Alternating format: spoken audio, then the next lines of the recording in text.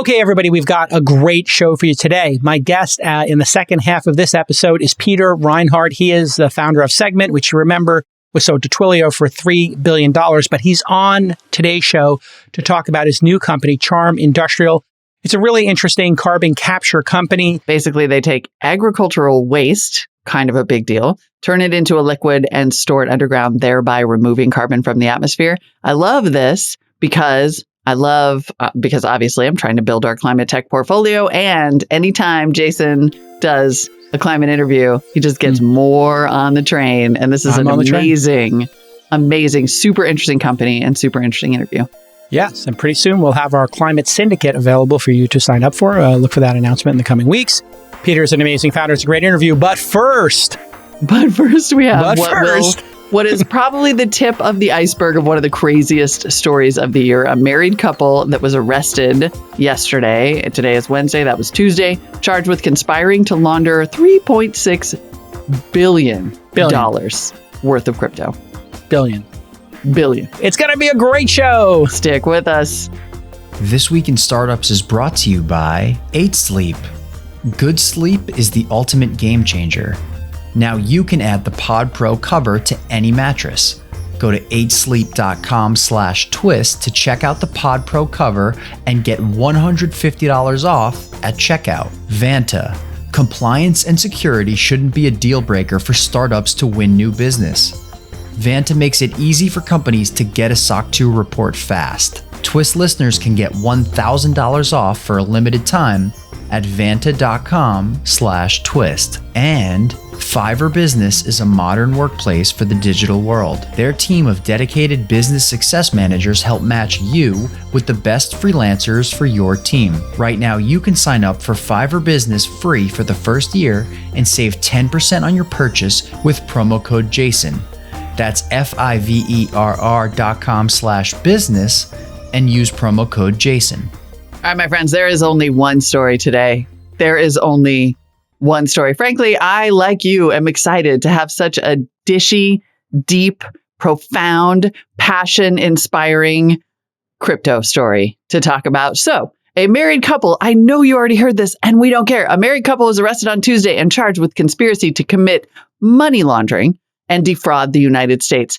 $3.6 billion of Bitcoin was seized in the arrest. The couple, Ilya Lichtenstein and Heather Morgan, face up to 25 years in prison for both charges combined. 20 years max for money laundering, 5 years for defrauding the United States. The seizure was notable for two reasons, legally speaking. Yeah. One was that it was the largest seizure of crypto by U.S. law enforcement ever. Fair enough. Yeah. It was the largest ever financial seizure by the United States, full stop, according to the DOJ. I just got to pause on this. Biggest amount of money ever. It's obviously the largest crypto. Right. But, and it's the largest financial seizure, which is another way of saying every criminal organization to this date has not been in possession of more money than these two Lex Luthor's criminal masterminds. These masterminds were in possession of more money than the Department of Justice has ever seized in history. There isn't a gambling syndicate, a crime syndicate, a drug syndicate, a financial manipulator. None of them have reached this level of audacity. Exactly. Or they managed to hide their money better. This is a Redfin level, like Redfin is worth $3 billion. Like this is they had a Redfin on their thumb drive, like in terms of Redfin on their thumb drive. The entire market cap of Redfin was on a thumb drive in their apartment or something. I hope we can make that into like a meme. And to prove how serious this operation was, it involved the IRS Criminal Investigation Unit, the DC Cybercrimes Unit, Chicago's FBI Field Office, New York's Homeland Security Investigations Unit, and all of this, everything that we have just said, is the most boring part of the story. That's the boring stuff. Show me these masterminds. Who is behind this criminal enterprise? This unprecedented. No, this is is that a frog? What? By the way, if you're not watching this on video, we've shown a photo of these two doofuses. Oh my Lord, look at these guys. Not only are just about as awkward looking as it comes, but appear to be holding some sort of brown venomous toad. Might be a 5-MEO toad. They might be going on a toad journey. Okay, so these They've been two on a toad individuals. Journey, that's for sure. Let me ask a question. Which camp at Burning Man would I find these folks at? Let me ask a question. Which WeWork in Brooklyn do they work at? I mean, they're unbelievable. So Ilya Lichtenstein was a former YC founder and CEO of MixRank. So he's mafia. He's part of the mafia. That's right. He founded a sales tool that helped with prospecting and finding new customers to rip off. And Heather was a Forbes contributor and part-time rapper. I'm going to go ahead and type MixRank into my... See if they ever pitched you. There's some things have come up here, and I'm just really scared to see if this person is in my email box. While you do that, let me get through the like law enforcement details. Okay, so what happened, the way that these two toad-licking ding-dongs got a hold of all this crypto, evidently, is that in 2016, a hacker who was not them stole crypto from Bitfinex. Bitfinex? I'm not even sure how you say that. Bitfinex stole an amount of crypto that is currently valued at $4.5 billion. Around the time, it was $70 million, so it was still a lot. The DOJ did not identify, so I guess it could have been the toad-licking ding-dongs, because the DOJ report did not identify who the original hacker was. That investigation's still ongoing. The hacker then transferred over 119,000 stolen bitcoins to Heather and Ilya. It is worth noting here that Ilya Lichtenstein is a dual citizen of the United States and Russia. Just throwing that out there. Oops. Might be a different kind of mafia, not just YC.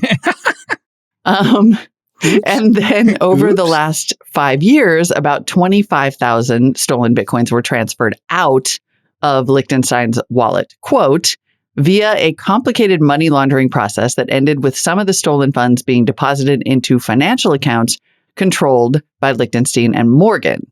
The remainder of those stolen funds, about 94,000 Bitcoin, remained in the same wallet that was used to receive and store the legal proceeds from the hack. And then U.S. special agents basically got search warrants for Lichtenstein's wallets, which were hosted somewhere in the public cloud. Those files had the keys that they needed to get to the digital wallet that directly received the funds. And that's how they got the Redfin-sized thumb drive. Wow.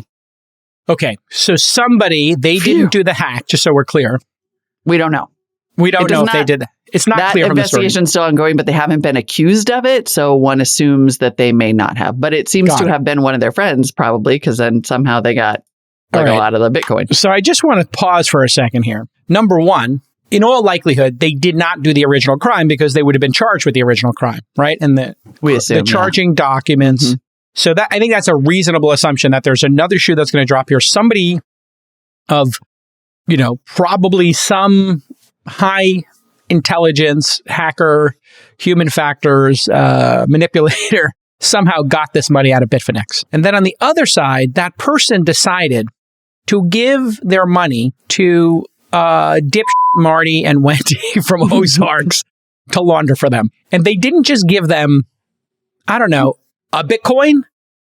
They gave them like over 100,000 Bitcoins to launder. 119,000 stolen Bitcoins to launder. Mm-hmm. This is unbelievable. This would be like giving the person selling dime bags in Washington Square Park, like, I don't know, like an aircraft carrier, like literally a container filled with marijuana or cocaine to sell. Like they do not seem qualified to do this grift. So it makes me wonder about the intelligence of the person who stole this, who gave it to them to launder. I mean, we should not automatically assume intelligence on the part of criminals. Most of them get caught because they're dumb. And we should say that part of the evidence that these two toad-licking ding-dongs is not the terrible rapping.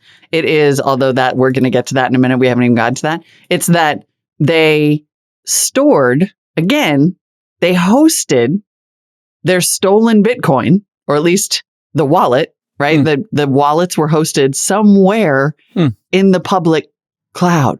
Okay. So this ding dong was hosting like 119,000 Bitcoin on like Google Drive. Yeah. Stolen. Seems reasonable. Stolen Bitcoin on Google Drive. So it's like you take your stolen money and you put it in the bank. Now, I wonder if, because he had the keys to those, which means he might have had the wallet addresses. Does this mean that the Department of Justice searched all Google Drives for that wallet address? Like did a blind search and said, we have a warrant for all Google Drives. I wonder if there's a legal person out there. Would this be too wide of a search warrant? We know the wallet address of this, theft in question. Mm-hmm. We want you to search through every single Google Drive or every single iCloud drive for that specific wallet address or, whatever identifying information. I wonder if they could do a broad search like that. Well, let's, this seems like a good setup actually for this clip. Maybe we can find some hints in this 83-second clip of Deputy Attorney General Lisa Monaco explaining how they tracked the stolen Bitcoin down. All right, here we go. As alleged, the defendants used sophisticated efforts to launder the stolen cryptocurrency. But thanks to good old-fashioned police work, we traced the stolen funds from the exchange, which led us to a wallet containing over 2,000 Bitcoin addresses. From there, investigators followed the money to accounts at the notorious dark market AlphaBay, an online forum dismantled by law enforcement in 2017. From AlphaBay, the prosecutors and investigators from the Justice Department, IRS Criminal Investigation, Homeland Security Investigations, and the FBI followed the stolen money on its complex journey through a labyrinth of virtual currency exchanges and wallets based here and abroad. Our work also benefited from the private sector's due diligence. As the defendants tried to launder funds through various virtual currency exchanges, many asked questions about where the money came from, or even froze funds based on their suspicions. Several exchanges enforced anti-money laundering policies and know-your-customer requirements that proved key to this investigation, showing how cryptocurrency can become safer and more reliable when we work together. So that's fascinating. What notes do you have there based on that summary? Well, for one thing, I love how it is like a procedural TV show where they give the press release and they're like, thanks to good old-fashioned police work, aka I laughed at that one. These dum-dums stored it on the public cloud, and then Google told us exactly where to find it once we had the name of who it was. Right. Is part my note there. We should note that she mentioned, it sounded, I know, at first like she said alphabet. She did not talk about, she did not say the notorious... AlphaBay. The notorious alphabet. AlphaBay is a dark web market that was shut down in 2017 by law enforcement. But that is AlphaBay, and this is a marketplace. This is not like a very headstrong, hot guy who you want to have as a boyfriend. It's not the AlphaBay. It's not BAE. It's funny though. BAE. It's not the AlphaBay. You are an absolute clown. When I heard AlphaBay, I just thought like Salt Bay immediately. I was like, AlphaBay. Wow, the AlphaBay. Ooh, he's a real alpha. Dude, Tinder profiles across America just got an update.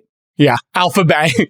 Better than Beta Bay, I guess, I suppose. This was the market that they used to transfer these stolen Bitcoins to the couple. And remember, this was way back. This hack happened in 2016. So these people have been like laundering this money or trying to live the high life or doing whatever they have for years because AlphaBay, that absolute unit, was shut down in 2017. Good sleep is the ultimate game changer. And according to 8 Sleep, over 30% of Americans struggle with their sleep. And temperature is one of the main reasons. And this is why when I got an 8 Sleep, all of a sudden I was getting better sleep and making better decisions and had better energy the next day because I could make it nice and crisp and cool when it was a hot night out, or if it was really cold out, I could make it nice and toasty warm. And 8 Sleep is offering a new product that's called the Pod Pro Cover. So if you've already got a mattress you're in love with, you don't need to throw it away. Now you can just buy the cover and still experience the magic of 8 Sleep. The Pod Pro Cover is the most advanced solution on the market for thermoregulation. It pairs dynamic cooling and heating with biometric tracking, so you can add the cover to any mattress and the temperature of the cover will adjust to each side of the bed based upon your sleep stages, your biometrics, and the bedroom temperature. And it reacts intelligently to create the optimal sleeping environment. The result? Well, 8 Sleep users fell asleep up to 32% faster, and it reduced sleep interruptions by up to 40%. And basically, you're going to get a restful sleep overall. And so here's your call to action. Now you can add the Pod Pro Cover to any mattress. Go to 8sleep.com/twist to check out the Pod Pro Cover and save $150 off at checkout. 8sleep.com/twist. Via the DOJ press release, here's how Bitcoin Bonnie and Crypto Clyde did this. They used fake identities to set up online accounts, obviously, wrote scripts to automate transactions so that they could do lots of transactions in a short period of time, deposited stolen funds into accounts at a lot of crypto exchanges and darknet markets. Then they withdrew the funds. And this is, they basically like pinged their IP address across lots of servers like they do on the TV. It made the transaction history harder to follow because it broke up the fund flow. They converted Bitcoin to other forms of crypto, a practice known as chain hopping. And then they used US-based business accounts to try to legitimize their banking activity. So it wasn't like the clunkiest of, wonder money laundering schemes. Now, let's just think of the scale of this. $3.6 billion is a lot of money. I'm going to just take you through a scenario. I'm not saying that this scenario is true or not true or inside information or not. It's just what we call a scenario. It's something for you to imagine. What if this group of individuals were involved in, let's say, an NFT project, and they created, thousands of wallets, and they made some monkeys, I'm just picking something out of a hat here, monkeys or, bulldogs, pigs, and they just made 10,000 of them, and they started selling them. And these things had no value but the value other people put on them. And then they started buying them from random accounts, and you had a history now of dozens of people bidding up a monkey that was indifferent to its fate in the world. Like a bored monkey. The monkey has some like ennui. It's just indifferent. He's like a little bit bored. Carefree. Like a carefree chimpanzee. Something. I don't know. This bored ape, collection just skyrocketed. Because, you were laundering billions of dollars. And then everybody else got involved in it. And how would anybody know that said project was going to the moon because there was some whale buying them and then finding some bag holders to buy them after that?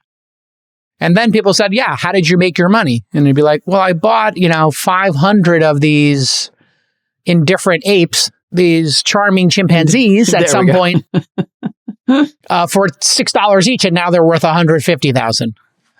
And I made a profit and I paid my taxes on it, so all is well and good. If I was going to launder money, and I wouldn't get caught. I'd be like the Lex Luthor of this but... Mel in our chat is pointing out, think about the art and antiques world, which is Mel's real job. You could do a lot of it there too. Yeah. Just saying, you could definitely. Now, obviously, we don't think that NFTs were how these ding-dongs laundered their money. I'm giving one example of like crypto washing. They did a sophisticated, when I said super clunky earlier, by the way, this is clunky in that it's complicated, but it's not unsophisticated, right? It was like, clearly they knew how to move this crypto around in ways that would hide their trail somewhat, but not all the way. Okay, we seem to have found, breaking news, I'm being told that we have in fact found a pitch email from Ilya Lichtenstein. Or this one was from actually a Y Combinator partner who sent this, because what they do regularly is they'll send out to investors, hey, a company's raising money, like we do at our accelerator. Gotcha. So it was just like a mafia email list that you're on.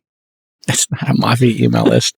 MixRank. Everyone shares deals. It's a deal sharing. Here is MixRank has solved the number one problem that 5.6 million inside sales reps, people who dial for dollars, struggle with daily: discovering qualified prospects. Our SaaS sales intelligence platform combines qualified signals about millions of companies with real-time verified contact information for key decision makers, letting sales teams quickly build highly targeted prospect lists and close more deals. More than 70 million customers, including Twitter, Facebook, Optimizely, and Adroll, use MixRank. That's a pretty good list. To accelerate data-driven outbound sales. Since completing Y Combinator in 2011, MixRank has been growing at 4x annually, with revenue doubling in the past 7 months, now worth $1 million. And they're raising their Series A at $5 million. It didn't have the valuation. But anyway, this company was out there in that time period. They came, looks like they came to a couple of our events, I can see. Or somebody from their team did, because I can see they did a review of one of our events. So that's super fascinating. So you totally know him. I don't. You totally know him. I think it was like that email is like a discussion about this. And very interesting time. We had a company doing something similar to this, like Lead Genius was one. Yeah. Listen, it's a good business to be in, but apparently it was not successful enough. to keep Crypto Clyde out of the crime world. I wonder who wound up investing in MixRank. So I'm looking at I wonder if they actually got the job done and if it's still working. Total raised $1.5 million. Maybe we look in Crunchbase and see who actually funded the company. So there are funders here in Silicon Valley who know this individual. Recently, I'm not trying to muddy this story at all, but that BuzzFeed just put out the names of the pseudonymous founders of Yuga Labs, which is the company behind Bored Ape Yacht Club. If we find out that, for example, Wiley and Greg hacked Bitfinex back in the day. Okay, these are unrelated stories. I feel like I have to do my journalistic duty here and say it's unrelated. And my speculation is pure imaginary speculation. I'm just talking. I'm being sincere. There is no inside information here. There's no relation.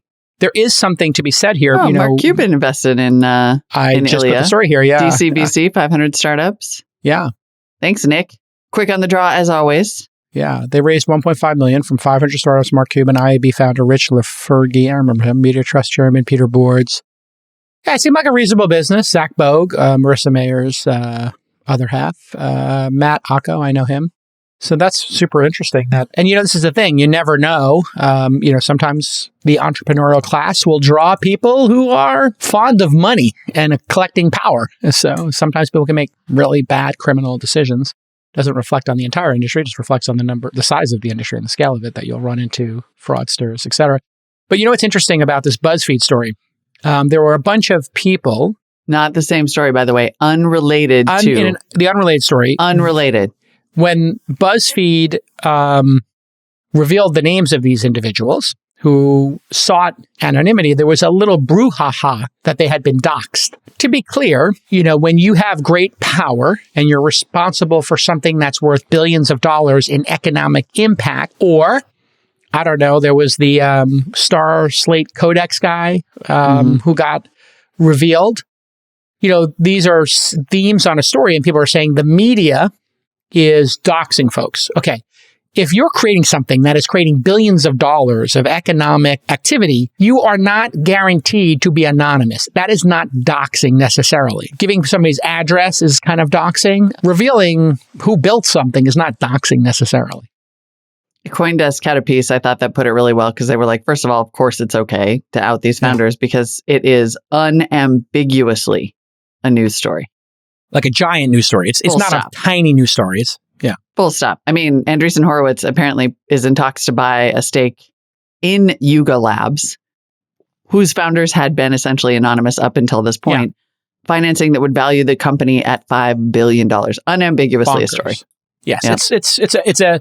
The scale of it makes it a public interest story. So how do journalists figure out if something's in the public interest? Well, it's a decision you have to make. If somebody was writing, a Tumblr blog about their depression and their sadness, and you went and revealed them, and it's just some 18-year-old with 3 readers, well, no, that seems like what would be like not a news story, and you're unnecessarily creating harm for what good? Now, if somebody creates something that drives $1 billion in activity, or it becomes incredibly influential in the world, it's news.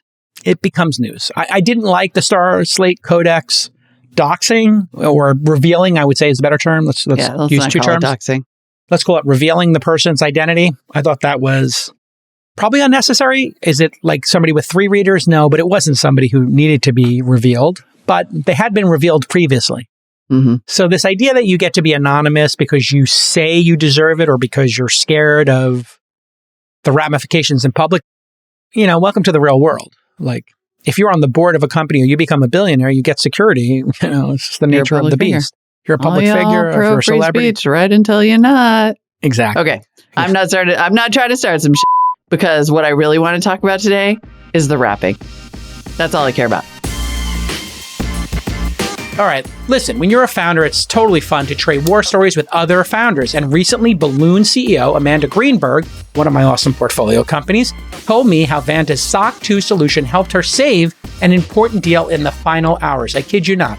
Well, Balloon, they sell SaaS productivity and collaboration software. That's why I'm invested in it. And They needed 10 documents in place within 48 hours in order to close the deal. Well, Vanta saved the day by supplying customizable templates and helping them through the process to close. So if you don't have your SOC 2 tight, you know you're not going to be able to close those major customers. That's why Vanta's compliance software makes it so easy to get and renew your SOC 2. They continually test against technical and non-technical SOC 2 requirements, and they partner with over 24 audit firms who have been trained to file SOC 2 reports directly within Vanta. On average, Vanta customers are SOC 2 compliant in just 2 to 4 weeks. Compare that to 3 to 5 months without Vanta. And guess what? Vanta's going to give you $1,000 off your SOC 2 just because you listen to This Week in Startups. So here's how you get the $1,000 off. You go to vanta.com/twist, vanta.com/TWIST. That's vanta.com/twist for $1,000 off. Thanks, Vanta. Like, this is a good story. It's neat. Biggest financial thing ever seized by the DOJ. That's awesome. Now, we have got to get to the part where because these two are like the greatest characters to come along in I don't know how long, right? Like, you thought Adam Newman was like a fun character to follow, and then the things of like all the bonker stuff they were doing with all their money. No. Heather Morgan, Forbes contributor, part-time rapper, accused Bitcoin money launderer, went by the stage name Razzlekhan, and here are a couple of her greatest hits. AirPods, AirPods, where are my goddamn AirPods? Apple find my phone, but it won't work at home. God damn it, where are my AirPods? What? No, for real though, why does Apple find my phone not work well for finding AirPods in the case? It's the worst. I mean, anyone that's true, feel though. me? Razzle-dazzle. Razzle We dazzle. have to do it. She ends them all with razzle dazzle. Can you do the first one too? Okay, let's play the other one, and then I have a special game we're going to play. I'm a mother bad. Go on, make me a sandwich. You annoying, like so lame, tragic. Wow. Oh my God. I mean, she is right about the AirPods, though. She's totally right. She is really right about that. Okay, what is her rap name? I was trying to pronounce this. Razzlekhan. Razzle Khan. Like Khan. Star Trek. Khan. It's even better as Khan C-O-N. Academy. The Razzlekhan, because it's a con. Because she's conning people. Look at you. It's a Razzlekhan. Nice. All right. I'm going to go with, for casting her for the Showtime series, written by Brian Koppelman. Watch Party. Brian Koppelman's got too much work in crazy internet companies and shenanigans. Okay, I'm going to give 2 choices. You tell me which one would play her better. Okay. Jessica Chastain. Yeah, I see it. Jessica Chastain, right? You remember Zero Dark 30, huh? I think she was also, was she in Molly's Game, maybe? Okay. And then here's my wild card. Social media influencer, Bella Thorne. Also has been in some movies that are not of note. But she's kind of a unique. Oh yeah, she's got social. The look. If you look up Bella Thorne, or I know that's a Bella Thorne is a weird pull because people don't know who she is. But if you're on social, you know who she is, and she looks just like her. She looks, but wait, and acts just like her. Yeah, like literally Bella Thorne's. She was a Disney star, apparently. Step it up. But then she kind of went crazy on social media, and then remember you know what? She was the one who created the OnlyFans, didn't get naked on OnlyFans, and then made $1 million in the first month. And everybody was like, "What? Why does this white woman get to come on here and then become the #1 person?" And all these positive sex workers, she's taking all the money away from them. It was like a whole brouhaha that she had gentrified OnlyFans. Who do you got? She looks like a younger. Hold on, I'm trying to find her because her name is Rose Byrne. Rose Byrne is a great idea, but Rose Byrne is a little older now, maybe too old to play the part. But she could play her in so jail. Funny though, like she just could perfectly nail. She could. I would say Rose Byrne is more qualified. Yes, painful, awkward. I mean, if she was making those rap faces, like you would laugh so hard. Have you seen that movie Spy? With Melissa McCarthy and Rose Byrne? I think I've seen a little bit of it. If you want the Rose Byrne best performance ever. Hysterical. Best performance ever for Rose Byrne, for me, as far as I'm concerned. Hysterical. Is Get Him to the Greek. Oh, yes. And she literally does a number of rap songs in that. And it's amazing. Oh, the Duff. Not a bad call, Rachel. Hillary Duff. I could see that. But what about Ilya? What are we looking at for Ilya here? Who's going to play this guy? He's kind of, for those of you who are not watching the live stream, like he's pretty Russian looking. Kind of dorky looking. Nose, little weaselly. I mean, it's an interesting one. It's a tricky one. Tom Holland could pull it off. He's very good looking, Tom Holland, obviously. But I think he could nerd it up. It'd be a little bit of a challenge for a Tom Holland. But that's what came to my mind immediately. Yeah, Chalamet is too pretty. Who's in this cohort even? Is Chalamet the one from Call Me By Your Name? Timothy Chalamet's a good pull. Yo, you know what? He's perfect. Come on, and he's got this nerdy little mustache. Hold on. Okay, no. Timothy Chalamet. Oh yeah, look at this. Is perfect. He's perfect. Yes. Ilya Lichtenstein, by the way, was a part-time poster. He even recently tweeted at Mark Andreessen about his low-quality memes back in early January. Oh, he's a poster. Makes total sense. Of course he is. How wild, he wrote, that billionaires who can do anything in the world choose to prioritize posting second-rate memes on Twitter. Then, of course, P. Marca with the last laugh yesterday because his team never sleeps or he never works. Unclear which is the case. Mark Andreessen tweeted, overheard, he was dunking on you when he should have been on his flight to Switzerland. Yeah, with Bobby Axelrod. Spoiler alert, season 2, billions. Brutal. Oh, my Lord. Yeah, he should have been in the Zerg. They're alleged. Bonnie and Clyde. Come on. Alleged, yes. I mean, we don't know they're guilty yet. I mean, they seem incredibly... We have 4x4 ready? Bring it up. Oh, my. We are geniuses. Nailed it. Nailed it. And then finally, LA Times business editor and one of my favorite people on Twitter, Jeff Bercovici. I feel terrible because he actually, in his bio, he tells you how to pronounce his name, but I never looked before this show. A friend of the pod. He's been on many times. Oh, really? He's so good. Yeah. We'll have him on again. Sad, he writes, so sad and predictable to see the anti-tech media once again taking down hardworking crypto entrepreneurs for the crime of being successful and money laundering. So good. He did a follow-up one too. Young people who have grown-ups speaking crypto and Web3 see money laundering as a new social norm. Journalists who don't understand that will become irrelevant. I mean, that is literally my replies. These crypto folks are so good at psyops that if you give them, they're such snowflakes that if you give them even the most modest criticism, they will get into your feed and be like, have fun being poor, you don't get it, blah, blah, blah, blah, blah. And you're like, oh my God, it's so toxic. All I said was, do you think you should know your customer? And in this case, know your customer. That was the thing about the little press conference we played there, the Law and Order press conference. Bum, bum. We should have put the bum, bum music behind it. Good old-fashioned police work. Good old-fashioned police work. Dun, dun, dun, dun, dun, dun. We should have totally put that. Can we do that in post? Just put a little dun, dun, dun, dun, dun, dun, dun, dun. The start of the year is always crazy, and you might need some extra help. Sound familiar? That's the boat I'm in right now myself. So look no further than Fiverr Business. Fiverr Business puts a world of expert freelancers right at your fingertips, so you can get any project across the finish line and still be really proud of your work. Plus, they have everything you need to seamlessly integrate your new team members into your workflow.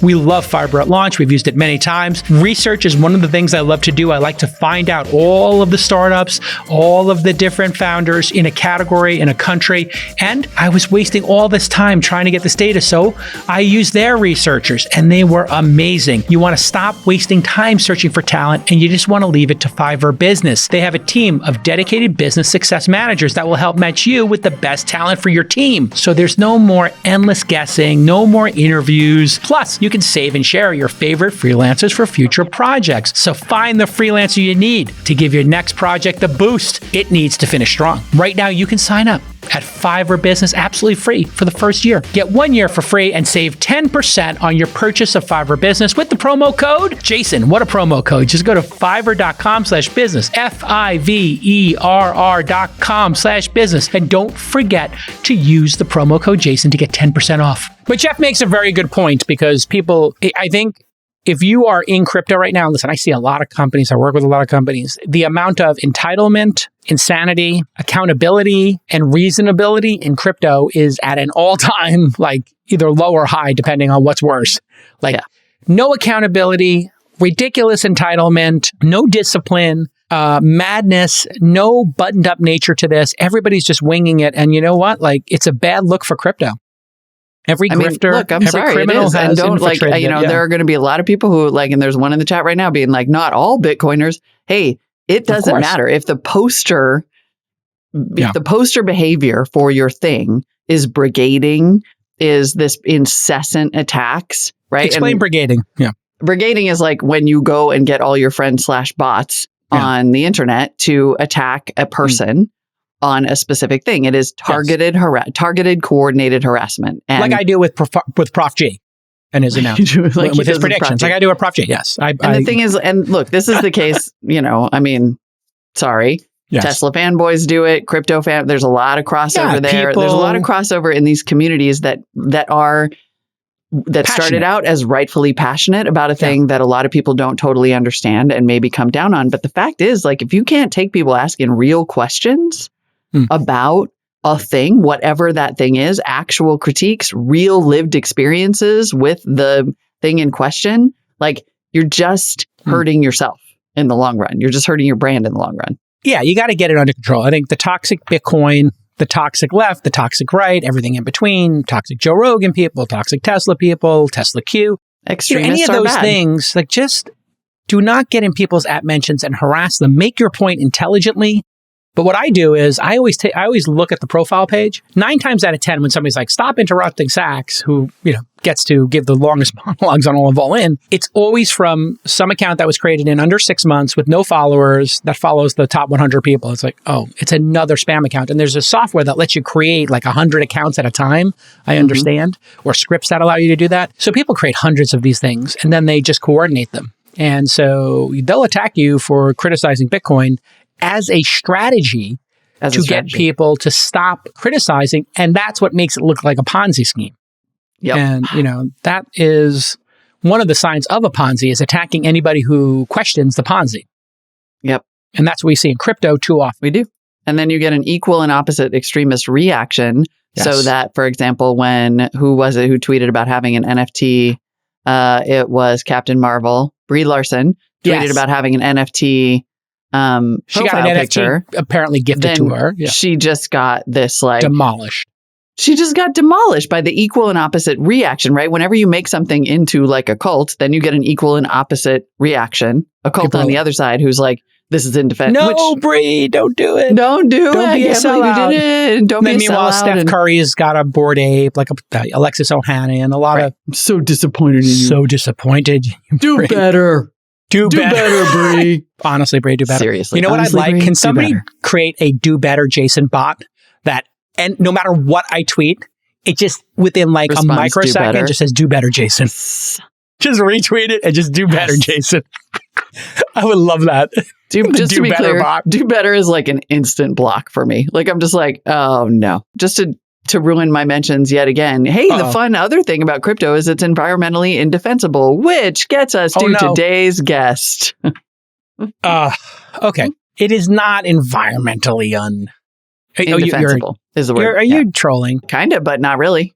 Okay. Because, I mean, so much of crypto is more efficient than printing dollars and shipping them around, right?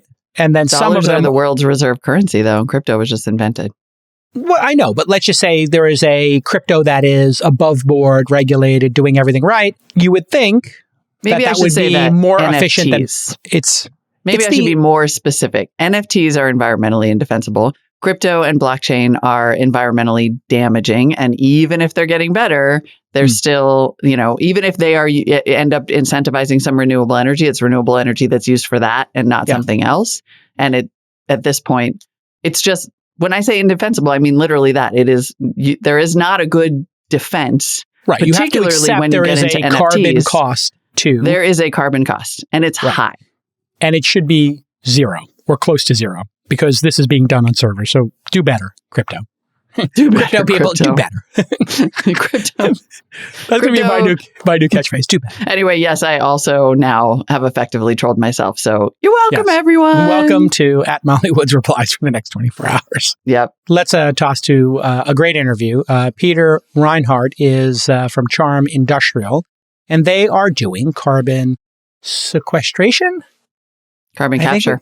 And carbon capture, basically. Yeah, both. No, they're doing carbon capture. So it's a really interesting concept. He was, of course, the founder of Segment, which got bought by Twilio for over $3 billion. But he talks to me in this great interview about taking biomass, like the things that come off of wheat or corn that we don't actually use, which is then going to decompose and put carbon in the atmosphere. Well, what if you could take that, make it into a slurry/liquid, and pour that liquid into, say, the holes that came from taking oil out of the ground, and that it caused no damage, and then it wouldn't put carbon into the atmosphere. And then you could sell that to people who are putting carbon into the atmosphere, or you could just remove that portion of the carbon being put into the atmosphere. That would be something that might interest you, Molly?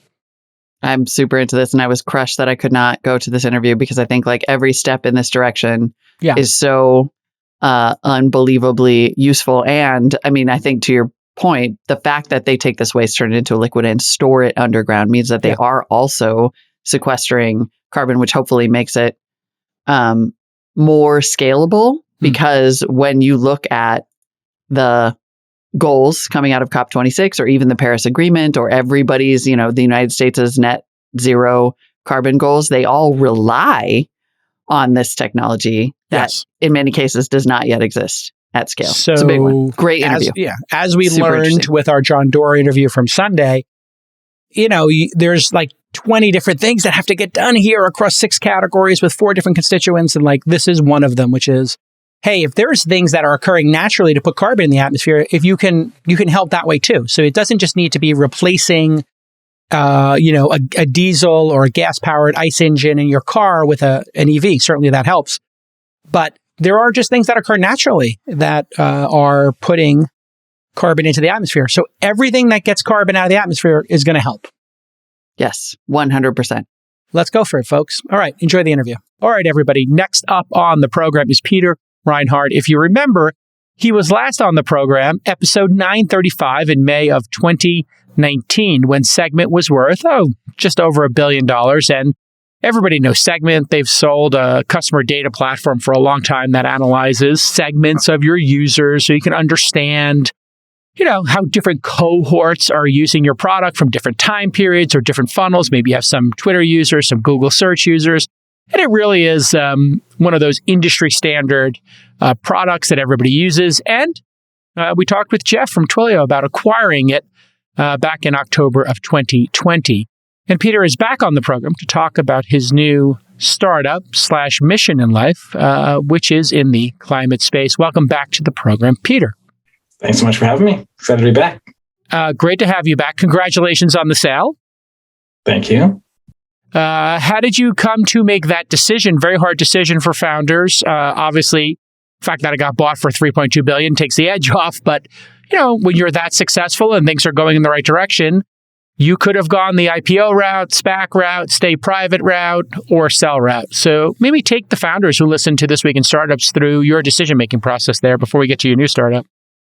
Yeah, for sure. I think I first started talking with Jeff about it maybe a year and a half before we actually went through with the sale. And I think he had a vision for how the messaging that Twilio has for sending SMS and emails and so on could be combined with the data that we had in Segment, and how that would make both more powerful and really help customers send better messages once they had the data alongside it. So that was his vision. And at first I just I didn't see it. And so I just kind of punted it. I was like, Jeff, I'm not interested. I don't see it. I don't hear customers talking about it that way. But after about a year, I started to notice that customers were really kind of talking about it differently. Customers were actually talking about it in those terms. They're like, look, I send a lot of messages. I'd like to send them in a more intelligent way. I'd like to use the data to send it.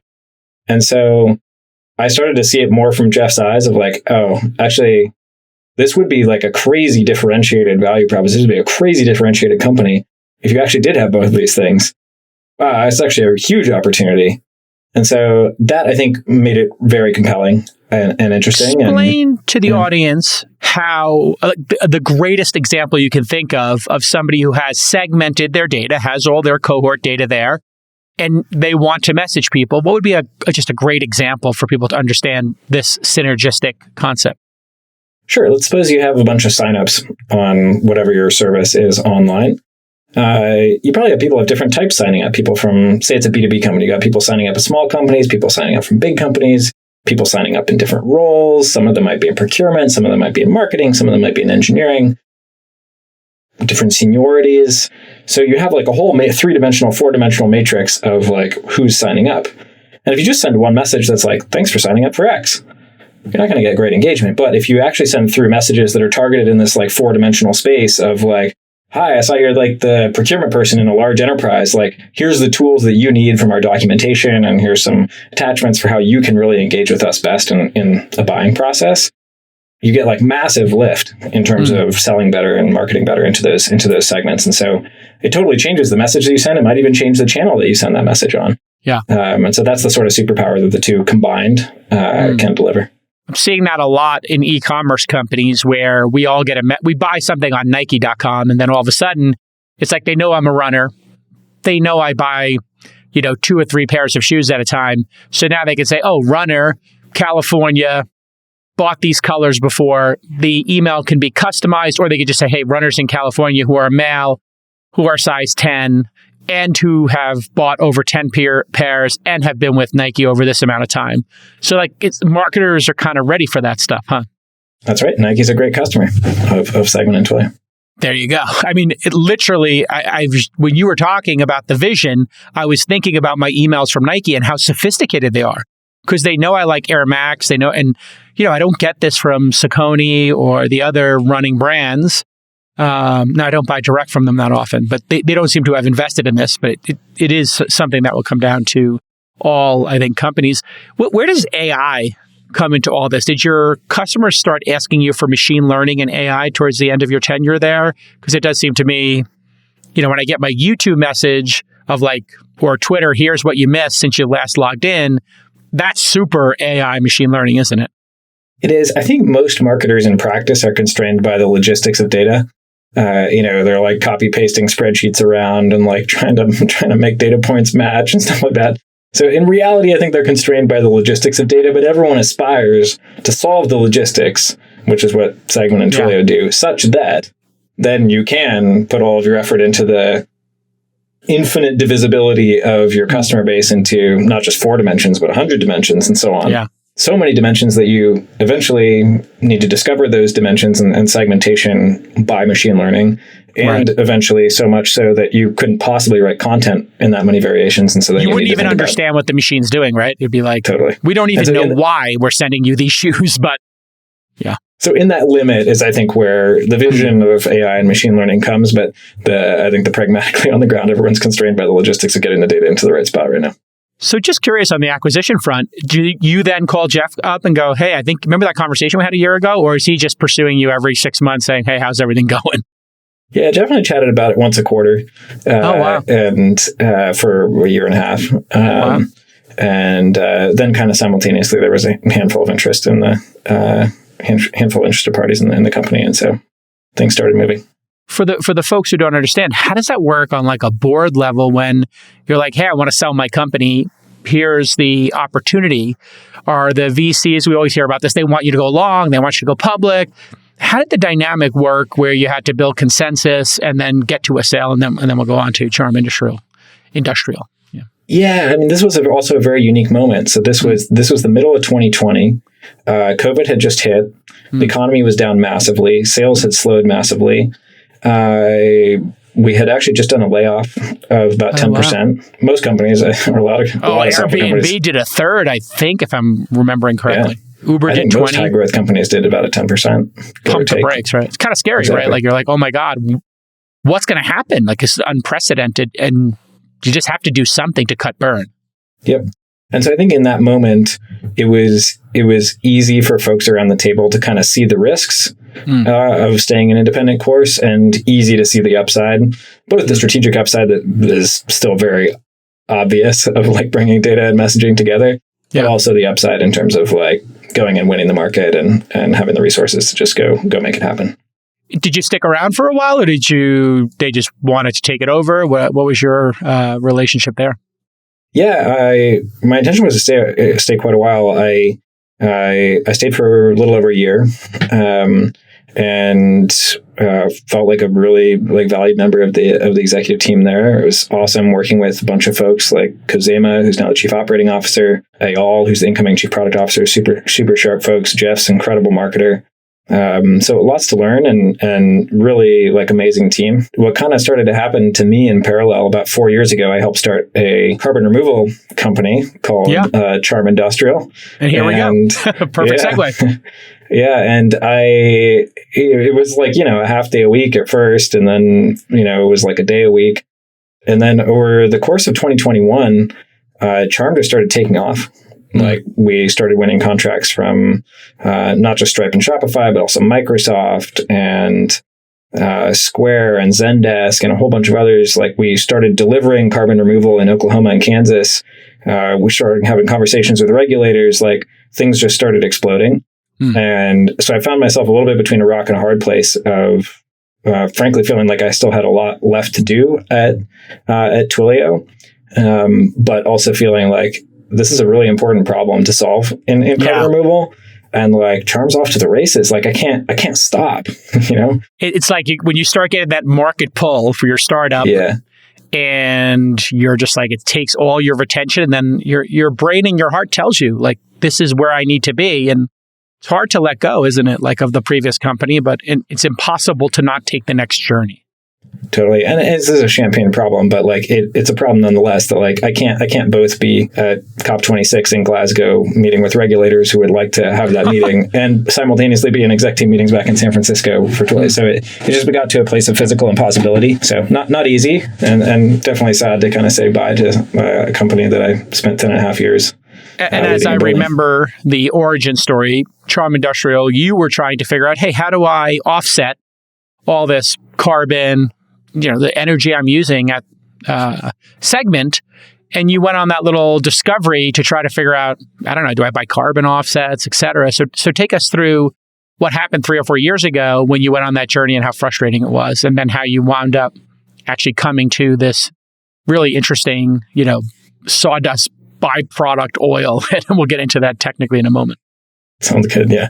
About 6 years ago, I started trying to figure out how to offset Segment's emissions.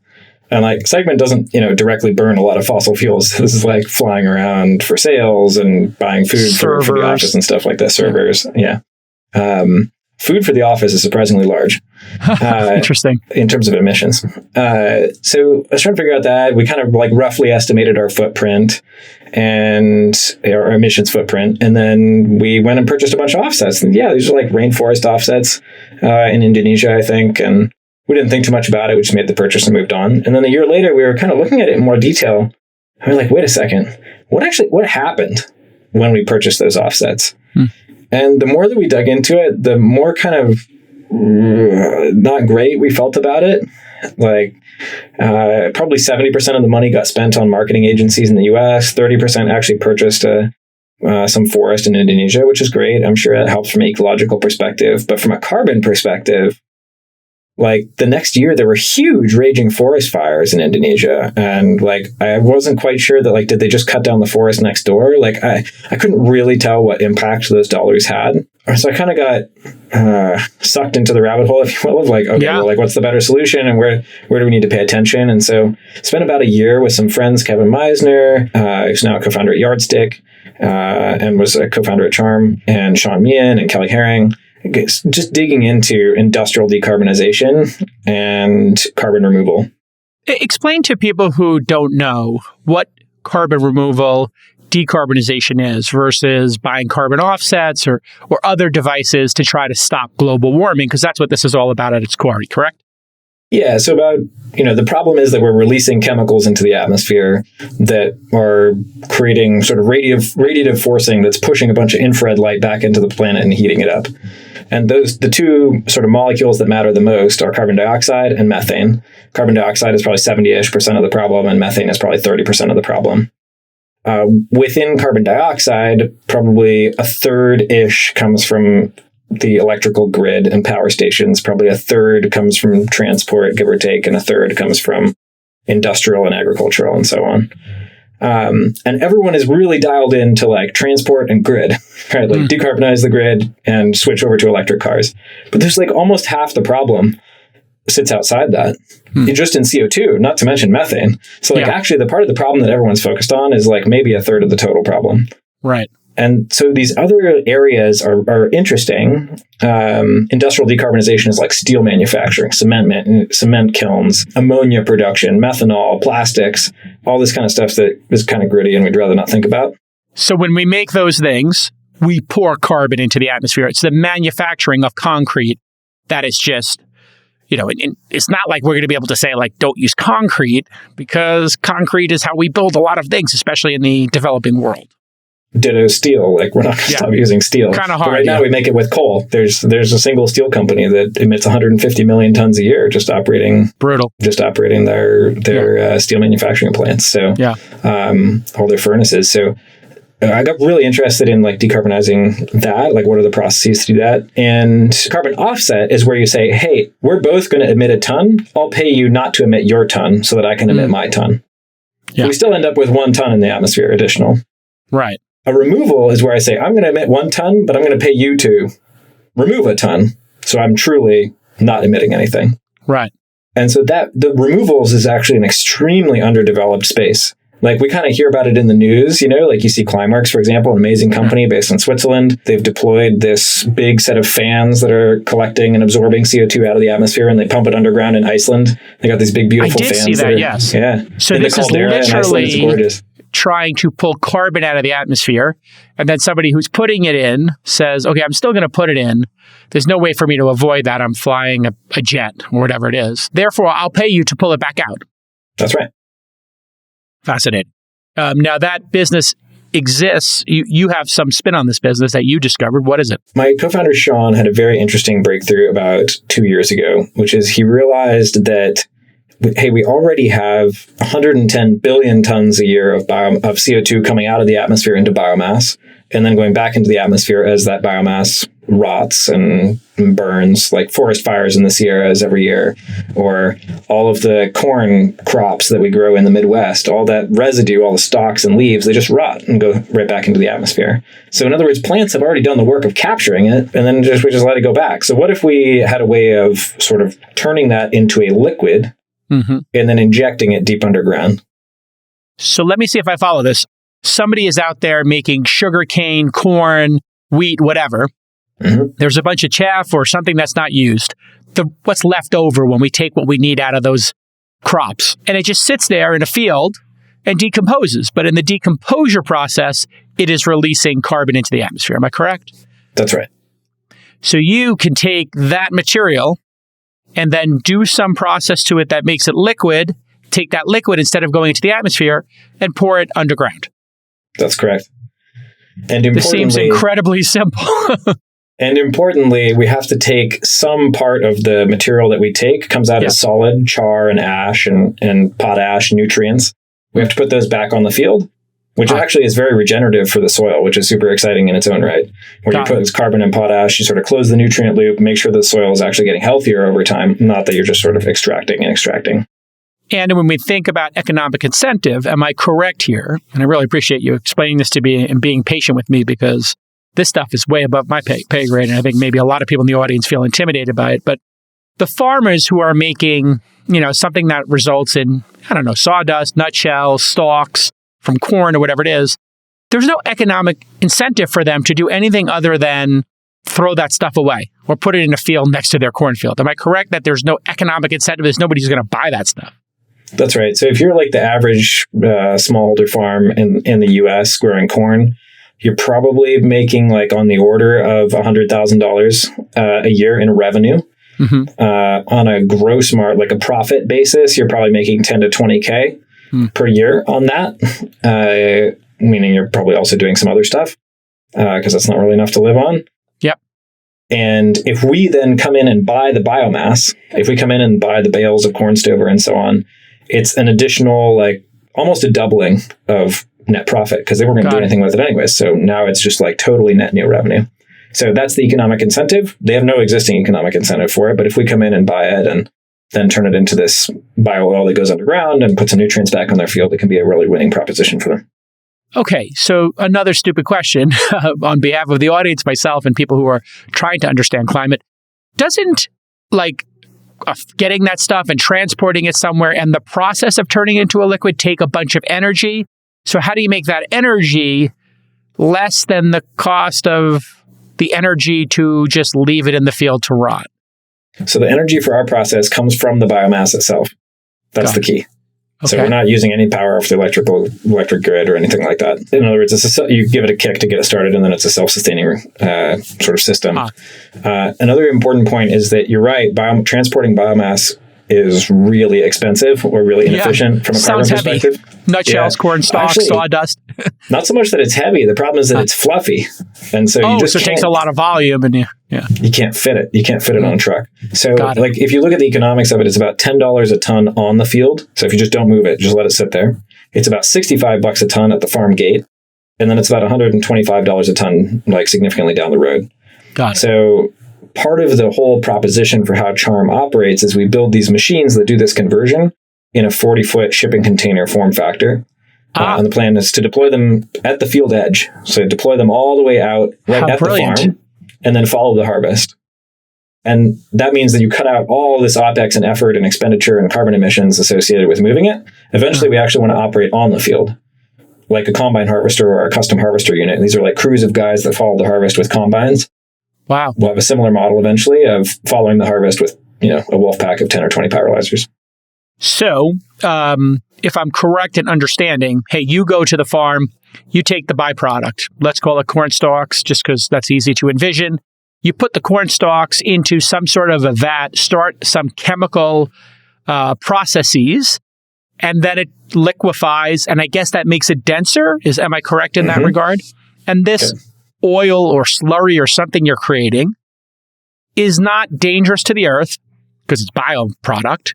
It's not like you're burning it. You're not putting this in the back of another tractor to drive it. You're just saying, hey, we've sequestered it, so now it's not going to release it, therefore we can put it into the ground.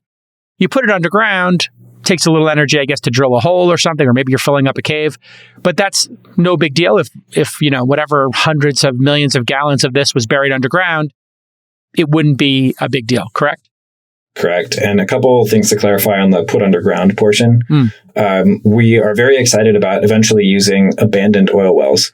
So across the United States, there's about 2.1 million abandoned wells, oil and gas wells, that are just leaking natural gas, like generally like leaking oil at the surface. It's a total mess. There's actually over $4 billion allocated in the last infrastructure bill to help clean up some of these wells. It's a huge problem. But anyways, we'd like to reuse those wells. And so this is injecting way deep underground into old oil and gas reservoirs. We're not like way far away from aquifers, like thousands and thousands of feet down. Got it. And what is the nature of the oil or biomass liquid you're creating? Is it like, does it look like oil? Is it like liquid? Does it evaporate? Does it just slowly decompose? What happens to it over 100 years? Because I'm starting to think of like, who's going to try to stop you in this process? I think you sort of cut me off at the pass, which is like, oh my God, is it going to affect the watershed and the water table? But if you put it somewhere where oil was previously and dead dinosaurs were, well, that had something really gnarly in it, and this is less gnarly. So that's like almost an upgrade, right? Yeah. So bio-oil itself, oil is really a misnomer. Bio-oil is about 25% water, give or take, another 25% acetic acid, give or take, and then about 300 other compounds that are all derived from cellulose. And the pyrolysis process is just heating up cellulose, which is basically raw biomass, straw, stuff like that. One of the most important, there's two properties of bio-oil that are really important in terms of its sequestration underground. One of them is its density. So after injection, the question is, what happens? Is the water table going to try to push it up, or is it going to sink? And bio-oil is very dense. It's denser than water. It's denser than salt water that it's injected into typically in these formations. And so it's actually going to sink in the formation. Got it. And the other cool thing is bio-oil has a lot of phenols in it. I realize it's getting technical, but what's cool about phenols is they polymerize, so they turn into long chains. If you heard of like phenolic resin, basically they become solid. And so what's cool about that is we inject the bio oil, it sinks, and we've done core sample tests at the surface that show that within a couple days, the bio oil actually becomes solid. And that doesn't happen at the surface because at the surface it's colder, but downhole it's like, 100 degrees Fahrenheit, 200 degrees Fahrenheit.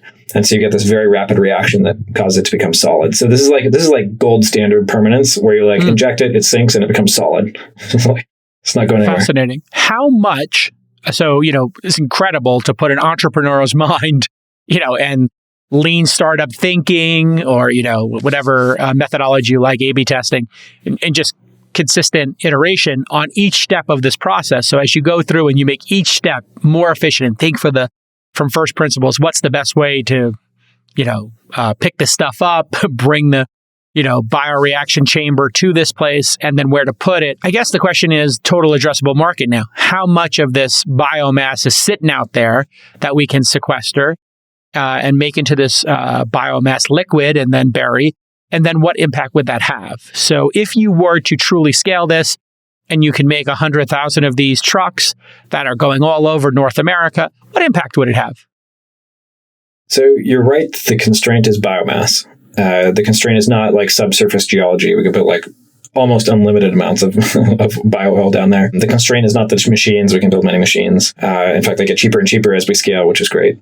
You're right that the constraint is biomass. In the United States, as one example, there's 100 million acres of corn grown every year. Each acre of corn produces about 4 dry tons of stover or straw. We can only take half of that for kind of sustainability reasons. So that by itself is 200 million tons of biomass. If you then look at the other crops, sugarcane bagasse, wheat straw, timber slash from forestry operations, forest fire thinning, beetle kill thinning, all these different things. In North America, you very quickly get up to 1 billion tons a year of biomass, which translates into 1 billion tons a year of removal, give or take. If you then go global, it's somewhere between 5 and 10 billion tons a year potential in terms of removal via CHARM's process. Now, that 5 to 10 billion tons a year compares to currently 50 billion tons a year of emissions. So we can maybe 10 to maybe 20% of current emissions, but what's really important to remember is we first have to go do massive reductions, right? We have to go eliminate all the emissions coming from the grid, all the emissions coming from transport, all industry emissions. The removals really have to be used to go clean up the stuff that we've already emitted,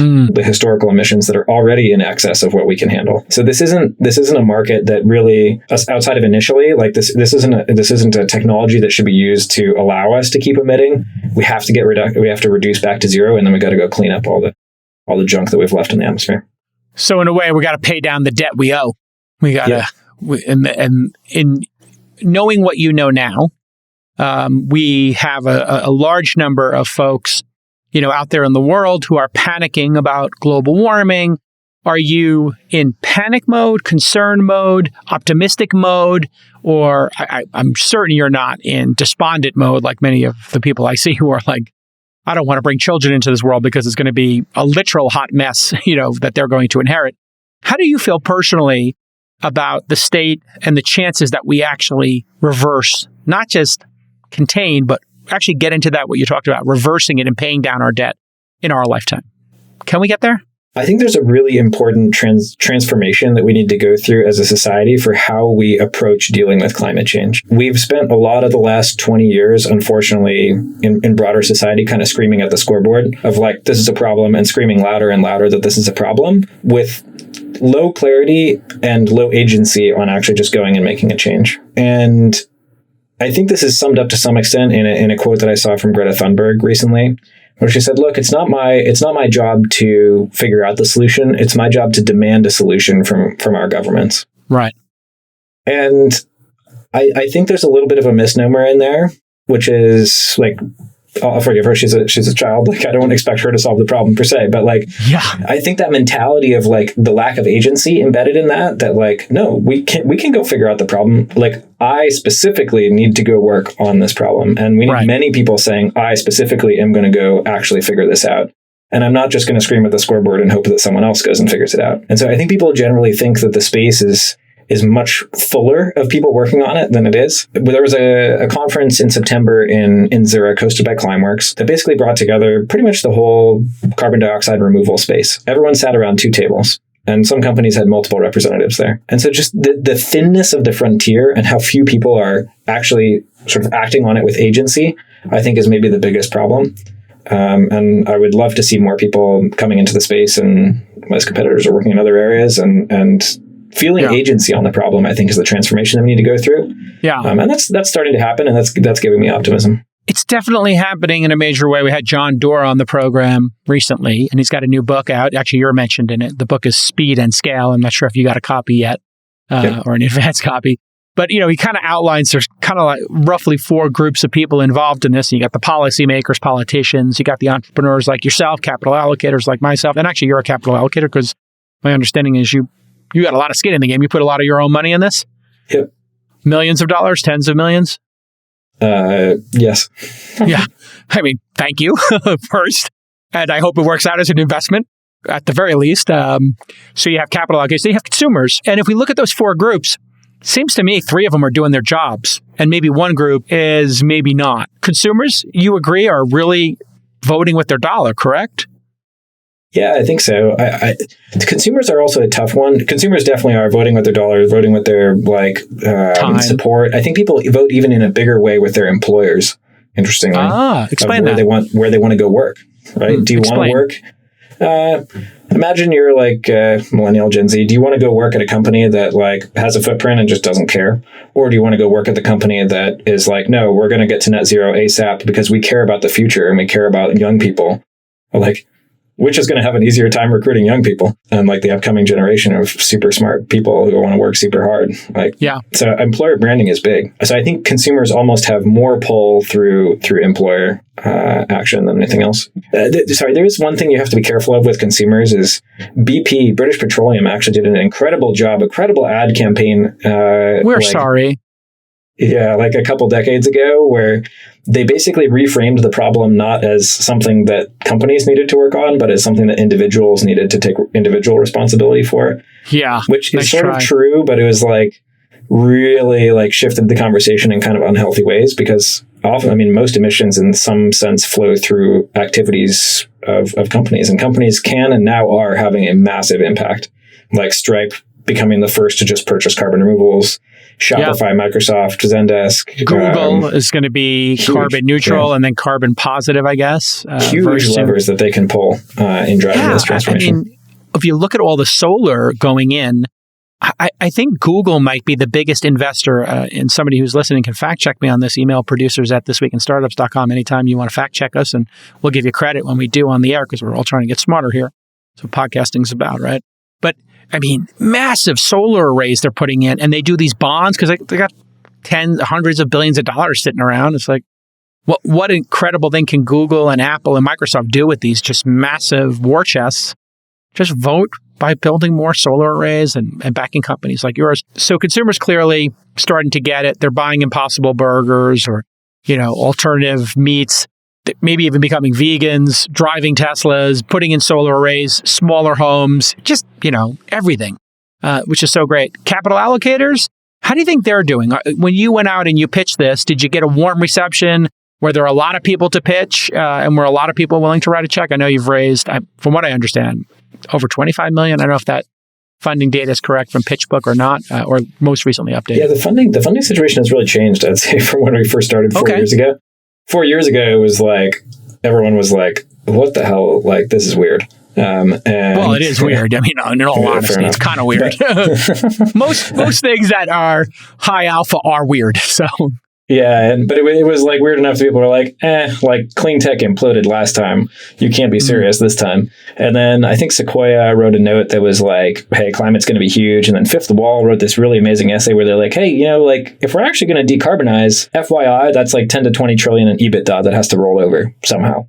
It's like, whoa, that's like compared to 500 billion a year in revenue for software, we're talking like 100x bigger market in aggregate. So like that size of that opportunity, I think people started to like actually wrestle with like, no, it actually has to happen this time. We're running out of time.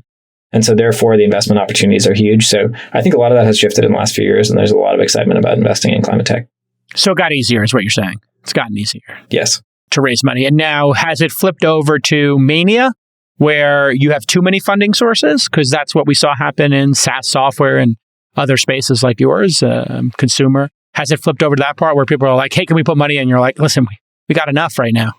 It's about execution.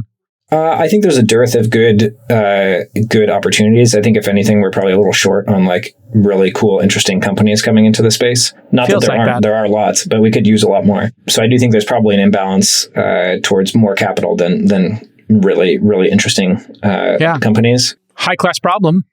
Yeah, for sure. Yeah. I think in general, the venture capital market is like at all-time highs in terms of multiples and everything. So at some point that's got to cool off. All right. So we could use more entrepreneurs. We got tons of capital allocators. Consumers are doing the right thing. The fourth group, politicians, policymakers.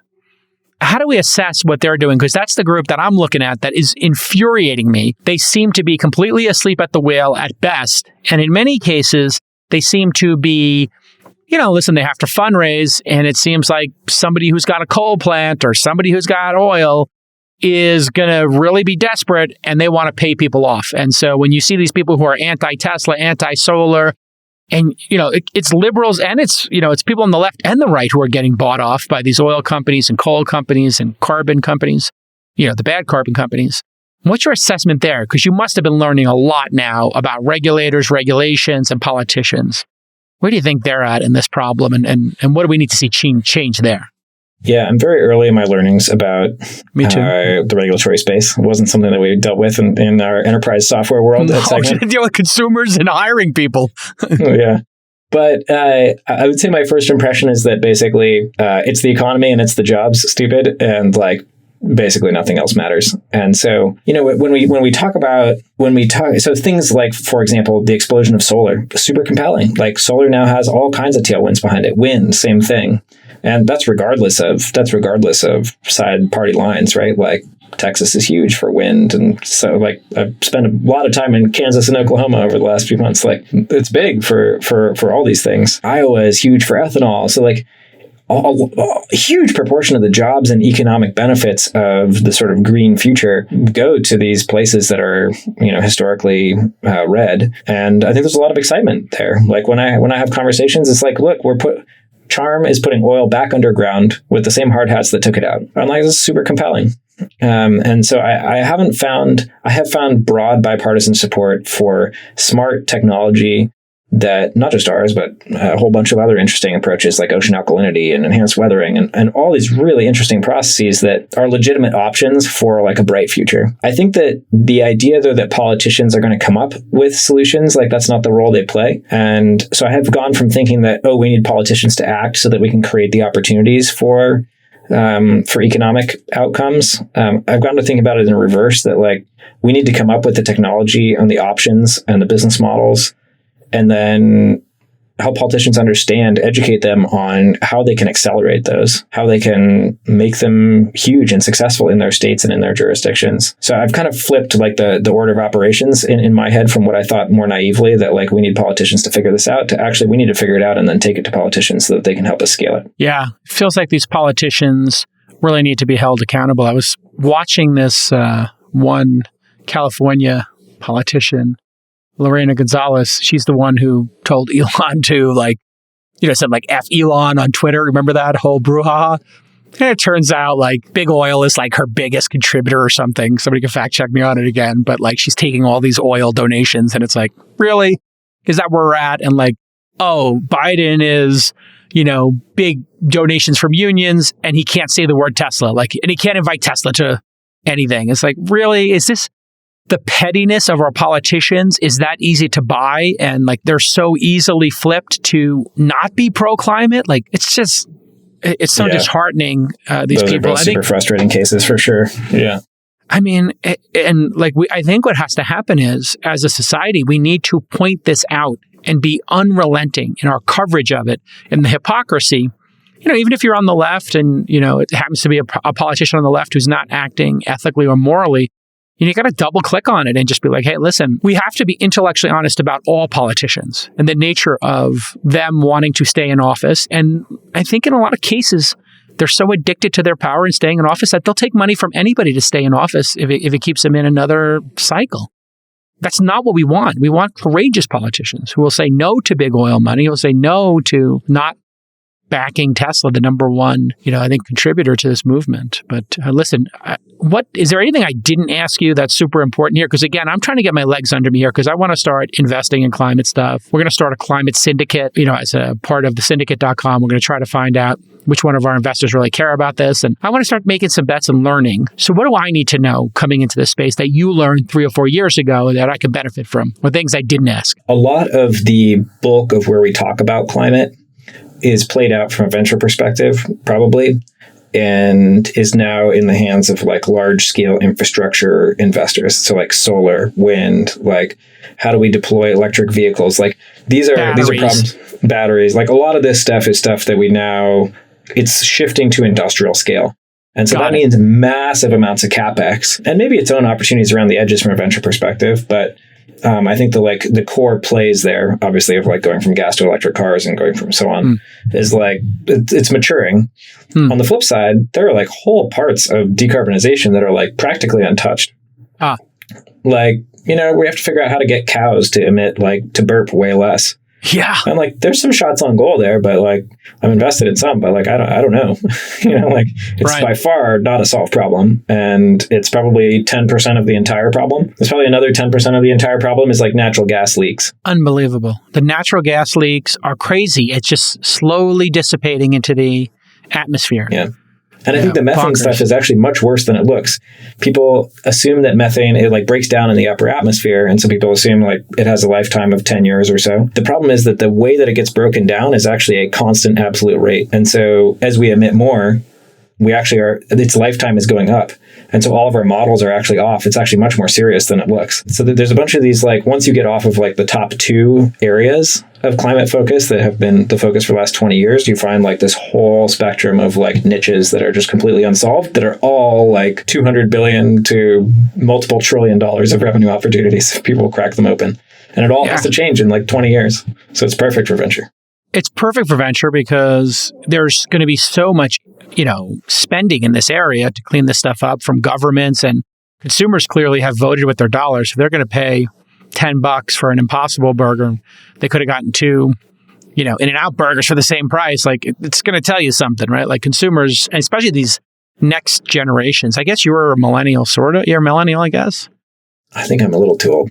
Not that much. Maybe you're kind of Gen Z millennial. Yeah, kind of a little bit in both. But like you said, I mean, people who are part of these next 2 or 3 generations are just not going to want to work on projects that are not meaningful to them, right? It's like this great trend, and you're doing that yourself. So really, you have my respect for what you did as an entrepreneur in the first company, but 10x now that you're doing this, because it really is mission driven, and you're helping not just yourself as an entrepreneur, but you're helping everybody and their kids. So I really do appreciate you doing this, and it's good to know you. Cool. Thanks for having me on. Who are you looking to hire? I know this is like the hard thing to do in our industry is to find talent, Peter. I'm sure charmindustrial.com has a careers page, I'm guessing, that people can go to, but just give us a little highlight of what's the hardest position to hire for right now? The hardest position to hire for right now is actually environmental health and safety. Okay. This is not a thing that we thought about building an enterprise software company, but it's super important if you're deploying big machines out into the real world and moving around big, heavy things and running hot machines and so on. So super important role. And some others are like account executive for sales hire. Great. Going and selling to corporate buyers, carbon removals, selling to all the software companies and financial services companies in the world. And then the last is a technical program manager, someone to help drive the program of actually getting hardware out into the field and helping scale up manufacturing. And you can find all of these jobs and the details of how to apply at charmindustrial.com/team. Once again, charmindustrial.com/team. You just type in Charm Industrial jobs into Google and just look at the first 2 or 3 links. It's right there. All right, listen, Peter, continued success. Keep us updated. And, in a year or 2, let's circle back around, have you back on the pod and see how far you've gotten with this amazing technology and mission. Really appreciate you. Awesome. Thanks so much for having me, Jason. All right, we'll see you next time. Bye-bye.